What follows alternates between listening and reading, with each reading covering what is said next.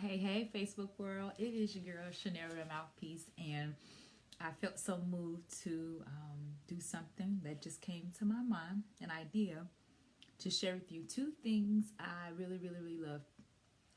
As a Chicago native, um, I really love really good popcorn. I'm really saying really a lot, you know.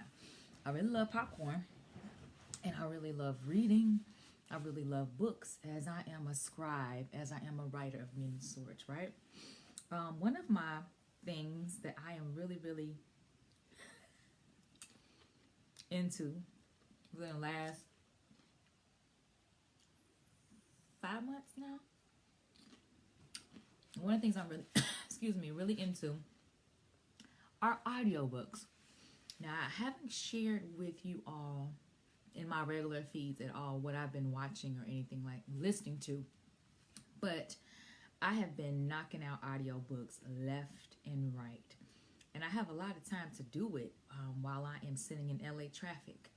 And so I just finished an audiobook that is very popular now that I had no inclination of. Hey, thanks for the two that are logging in live. This is Popcorn and Audiobooks with the Mouthpiece, aka Ask a Black Woman. And I want to share with you guys some of the multiple audiobooks I've been knocking out left and right in LA traffic. And this gonna really bust y'all bubble up, but one book I had no intention in reading was Becoming by Michelle Obama. I know, right? Don't boo me yet. Let me just tell you a little bit of groundwork here. I really appreciate the symbolism that the Obamas brought to the White House. I think it's significant. I think it was very necessary. But one thing that had turned me off, what what a lot of people do is they take people who have achieved a lot of things that they have not, whether it be a basketball player, celebrity, and in this case, the Obamas, achieving something so just unbelievable, if you will. And it just seemed like people absolutely idolize them. And I'm just not an idolizer. I don't care what you've done. I think we are human beings. And so I just got very just turned off by it. And so that's kind of like where I was with it. But let me make my point. So I know that the Becoming book tour was a big deal to a lot of people. And people were going out getting this book. And I just wasn't trying to read it at all. And what was interesting, one of my good girlfriends, I talked to her over around December. And she's from Chicago also. And she said she had no intention on reading the book either. And she had the same sentiments. Why? Because she felt like, listen, we all women from Chicago, and how many times are we going to hash the whole, I'm from the South Side and life was hard, and how much, I don't know, how much of it can we really glean? What are we really learning? And so maybe the fascination might come from people who are not from Chicago, particularly black or black women, right? So we had no intentions on reading that book. But I decided to, because I am a card carrying, of the card carrier of the Los Angeles County Library and the Public Library, and I got hip to their audiobooks. So I download a lot of their audiobooks for free. And just on a whim, hey, Layla, just on a whim, I decided to put my name in queue to get the Becoming book. And it took 2 months for me to get the book on audio, but it came through about a week and a half ago. And I decided I'm going to give it a shot. Now, the Becoming audiobook, the unabridged version, which I just finished the last 35 minutes of on the way home tonight, that sucker is 19 hours long. And I was like, Michelle, this better be good, honey. This better be good.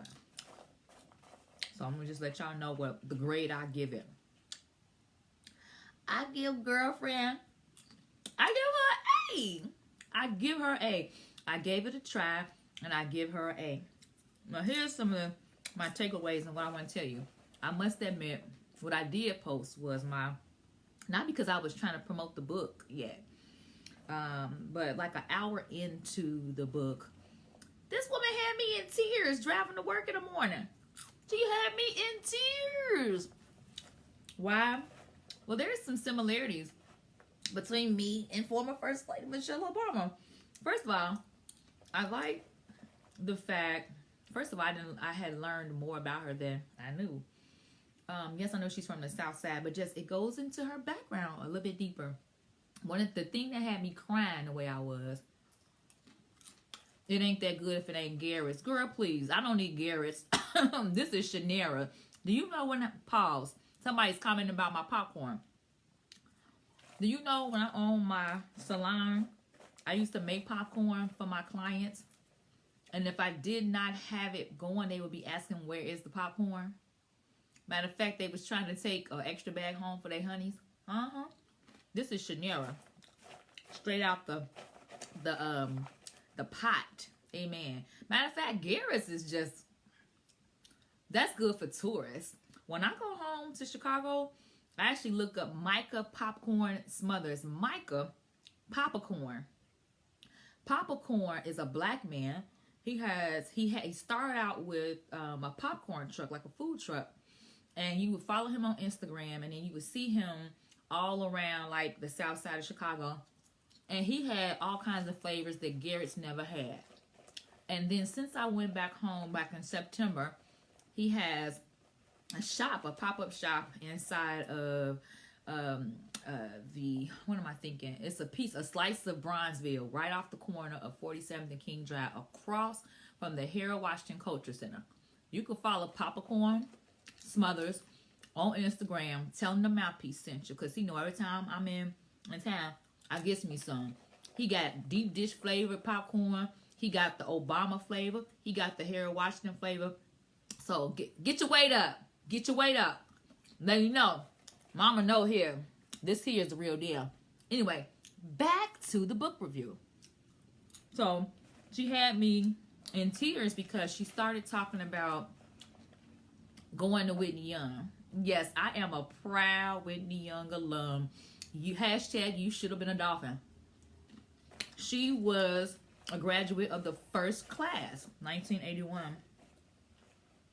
And she talked about, and you'll hear her say this repeatedly throughout the audiobook, am I good enough? Am I good enough?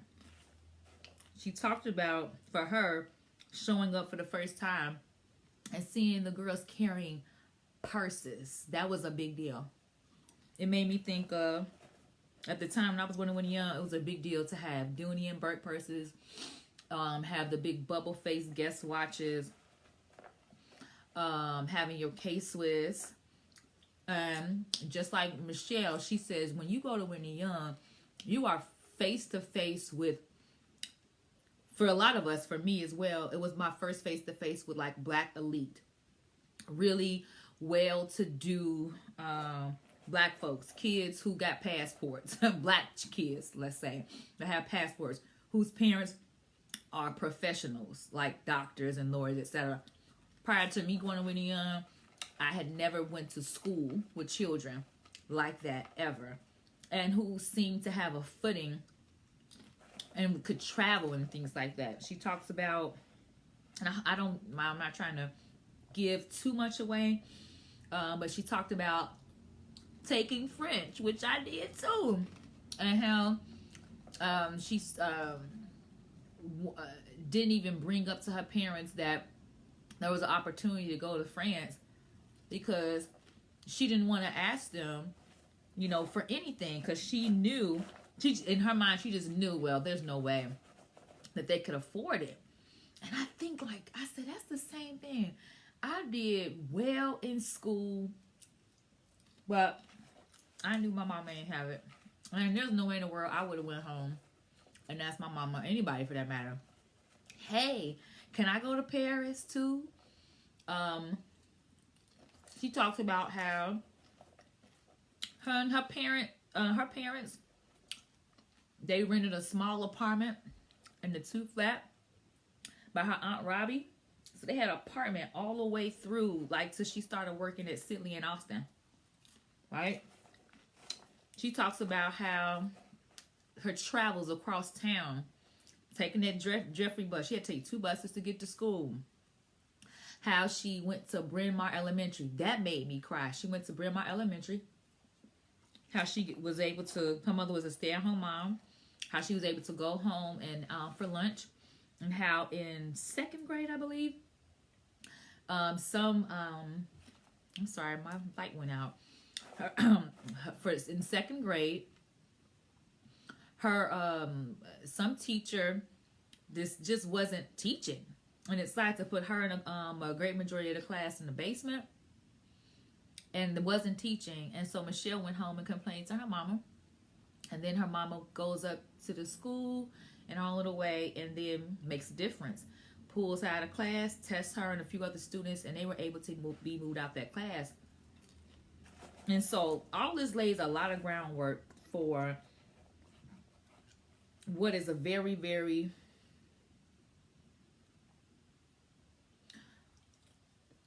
important foundation for her as she sees her way out through education. Which is why she's such a staunch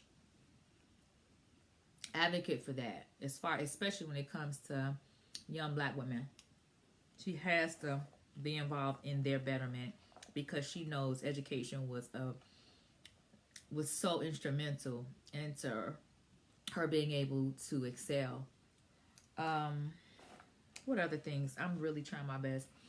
The Whitney Young thing, the Southside thing, being that when Michelle says that she came from humble beginnings in terms of like finances and stuff, she talks about the Black men in her life, like Dandy and her granddad, Southside, who used to be called West Side, but when he moved to the South Side, he became Southside. How he introduced her to jazz and the albums. And I think about how my uncle was very pivotal in my love of music as well. How much time I spent with him. And how her framing of Black men and her sensitivity to them. How she watched not just Black men, but she mentioned them specifically, as well as her Aunt Robbie, who was her Aunt Robbie was real strict and rudimentary when it came to teaching her music. And she didn't understand it then, but how she appreciated it later. When she talks about Black men in her family, how she saw their potential and the despair and what appeared to be just outright evilness or whatever in them, but she grew to learn that it came from their opportunities being snatched. And I love how she made space for that in her book, for her understanding of them.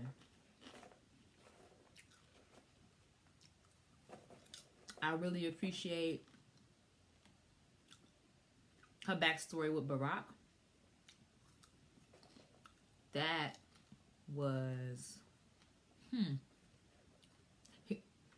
to hear her voice in that, how Michelle is very practical, and so even her dating Barack, her life in the White House,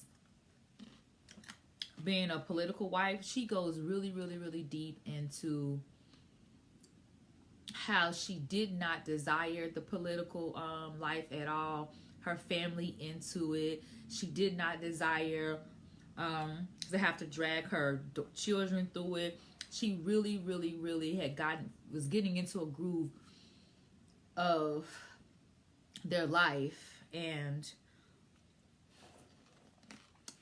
the becoming thread throughout her life was her finding a way to break out of a mold that her education success and her lawyer success had created for her. Just when she thought that she was on this success track, she meets Barack. As brilliant as he is not balling. But she can't resist him. And it wasn't like an infatuation thing, but it was something. You never hear her go drippy about him and nothing like that. I really, really appreciated the whole thread of how they met. And it planted a seed in me too, because, you know, at this age, part of me feels like I've been married before, and I'm not interested in bringing a man along, especially when he's my age too. But I can't get caught up on what he has and doesn't have in the material. But what is he working on now, right?